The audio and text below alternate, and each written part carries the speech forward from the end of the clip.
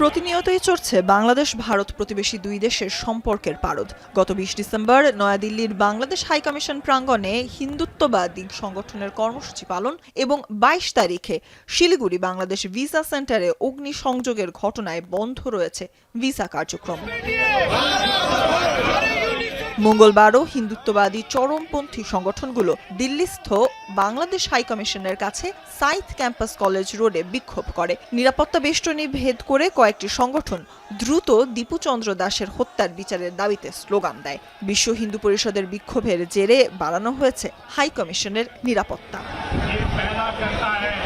দিল্লিতে যখন এমন পরিস্থিতি, এর আগে সকালে ভারতীয় হাইকমিশনার প্রণয় ভার্মাকে তলব করে পররাষ্ট্র মন্ত্রণালয়। তবে আসা যাওয়া মিলিয়ে ৫ মিনিটের কম সময়ের মধ্যে মন্ত্রণালয় থেকে বেরিয়ে যান তিনি। বাংলাদেশ হাইকমিশন প্রাঙ্গণে চরমপন্থী সংস্থার কর্মসূচি ও ভিসা সেন্টারে অগ্নিসংযোগের ঘটনায় গভীর উদ্বেগ প্রকাশ করে ঢাকা।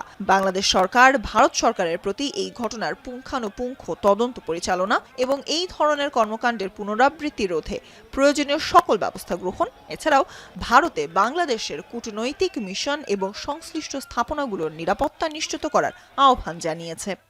পরে এক বিবৃতিতে পররাষ্ট্র মন্ত্রণালয় জানায়, ভয় দেখানোর উদ্দেশ্যে বাংলাদেশি কূটনৈতিক প্রতিষ্ঠানে এসব সহিংসতা পূর্ব পরিকল্পিত, যা কেবল কূটনৈতিকদের নিরাপত্তাকেই বিপন্ন করে না, বরং পারস্পরিক শান্তি এবং সহনশীলতার নীতির অমর্যাদার শামিল।